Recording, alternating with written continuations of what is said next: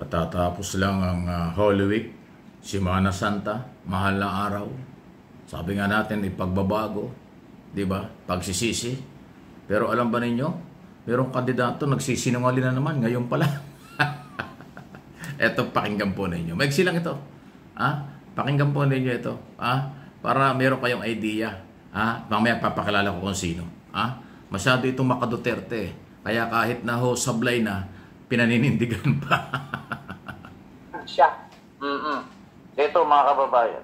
Patay tao daw ang former President Rodrigo Roa Duterte. Marami akong pinatay na pulis sa Davao.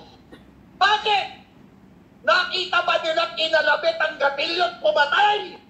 Matagal na po pumapatay ng tao. Nakita ba nila na nag-uutos na patayin mo to, patayin mo yun, patayin mo yun? Barilin mo sa ulo. Patay to. Ito mo. Alam niyo kung sino yun? Yan po yung aktor na politiko. Si Philip Salvador, o mas kilalang Ipe Salvador. Si Philip Salvador, kandidato ng PDP Laban. Ang chairman si Digong Duterte, nakakulong sa ICC, at ang kanyang pangulo ng partido si Robin Padilla. At si Digong Duterte, yung magkasunod. Pinipilit niyang sabihing malinis na tao si Digong Duterte. Sabi ni Salvador, ni Epi Salvador. Sabi naman ni Digong, ganun ang kanyang mga ginawa. Hindi ko na ulitin. Pero pakinggan lang po ninyo. Ulitin niyo itong video. O diba? Lutang yung nagsisinungaling ay kamamahal na araw. Ikaw naman, Epi. Kailan ka ba? Nananaginip ka ba? Kakasuhan ba yan? Makakaiso ba ng warrant of arrest yan? Makukulong ba yan sa ICC? Kung hindi yan suspect, akusado, at isa sa ilalim sa trial dahil sa crime against humanity, human rights violation. Ang dating ni Philip Salvador, galit na galit para bang akala niya pelikula pa rin ganito, nakita ba nyo, kanalabit, ganito. Pwede mo nakita yung libu-libong na walang buhay na nung panahon ninyo, dahil ikaw masyado malapit kay Duterte ng panahon yun hanggang ngayon. Araw-araw nagbibilang tayo ng patay. Meron 10 hanggang 20 patay araw-araw nung panahon yun. Tukhang dito, tukhang doon. Kahit araw may tukhang sa gabi. Tuwi tayong gigising, nagbibilang ng patay kung ilan ang naitumba ng inyong kampanya. Di ba?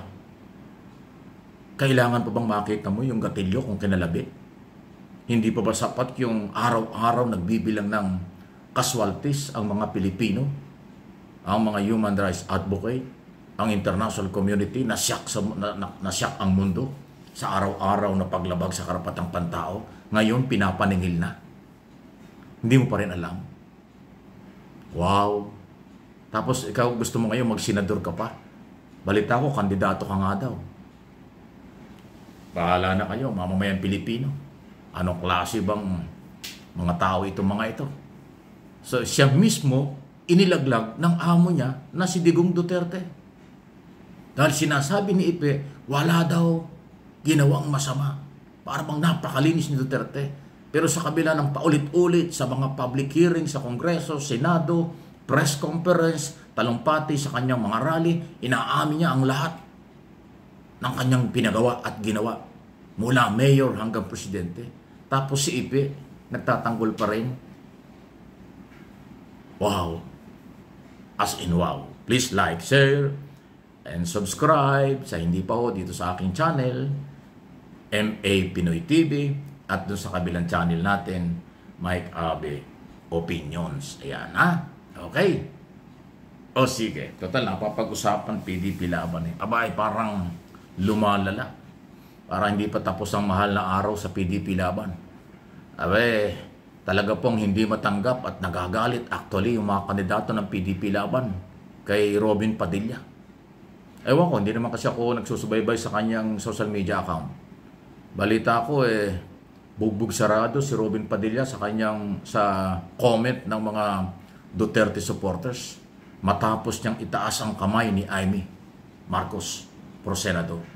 Ayaw na ayaw kasi ng maniwala. Ayaw na ayaw nila kay Amy Marcos. Pero itinaas pa ni Robin Padilla ang kamay nung inaayawan ng kanyang partido at ng kanyang supporters.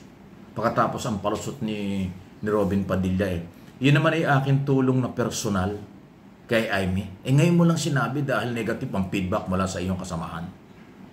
Pero delikadesa, ayaw ko kung alam mo yon, Robin Padilla. Kung meron kang delikadesa, ikaw ang presidente ng PDP Laban, hindi mo dapat ginawa yun.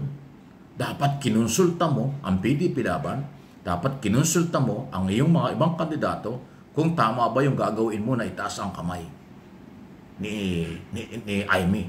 Para hindi ka sana nalagay sa alanganin. Ay padalos-dalos ka Akala mo nasa harap ka pa rin ng camera at aksyon pampelikula. Bigla kang nagtaas.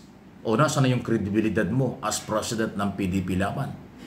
Ngayon na mismong kandidato ng PDP Laban, hindi natuwa sa ginawa mo. Di lalo na yung mga supporters ninyo. Tapos sinundan pa ni Sara Duterte na hindi nag-i-endorso doon sa lahat ng kandidato ng PDP Laban. Itinaas din. Sinuportahan din si Amy. So parehas kayo ni Amy. Parehas kayo. Yung Padilla, Sara, hindi nagkonsulta sa kanilang supporters at followers. Akala naman ni Amy, sikat na sikat siya. Ang feeling niya, sinuportahan ako ni Padilla, sinuportahan ako ng Vice President. Akalaan niya naman ay maipapanalo siya. Saan kayo kukuha ng 16 million vote? Hindi kayang i-produce yun ng DDS. Si Digong Duterte noong 2016 na tumakbo kaya nakakuha ng 16 million vote ay dahil sa Marcos loyalists, Marcos supporters at Duterte supporters. Ibig sabihin, combine. Pwersa ng mga Marcos at Duterte kaya nakakuha ng 16 million vote. Si Duterte. Presidente yun. Ngayon, si Amy. Saan siya kukuha ng ganong kalaking boto para maging senador? Wala nang ganong kalaki ang mga Duterte supporters. Yung Marcos loyalists, Marcos supporters at silent majority ay na rin kay Amy. Diba? Anong mangyayari? Laglagan talaga, Nagkawindang-windang. Sana nitong nakaraang Holy Week, mahal na araw, sana nagmuni-muni kayo. At simula ngayong araw na ito at linggong ito, sana ay magbago na kayo ng mga galaw. Kasi kayo rin ang sumisira sa sarili nyo. Ako naman bilang mamamahayag at political blogger, akin lang hong binabasa, pinapaliwanag. Meron akong sariling opinion, interpretation at analysis sa mga nangyayari ngayon. Kasi gusto kong paglingkuran ang lahat ng nanonood at nagtagasubaybay natin dito sa aking mga channel. Kung ano ang ginagawa nila at anong implication sa kanilang ginagawa. Tama ba ang kanilang ginagawa o hindi? Pang sarili bang galawan ito? Paano ba ito? Ayan po. Tumatayo tuloy ang buhok ko sa inyo. Kasi ang gulo nyo Buti pa itong buhok na ito nasusuklay. Pero yung galawan nyo, kasing dilim ng sabaw ng pusit. Kasing gulo ng buhok na hindi nasusuklay. Please like, share, subscribe, follow. And Happy Easter ulit sa ating lahat ng mga Pilipino sa buong mundo. Di ba?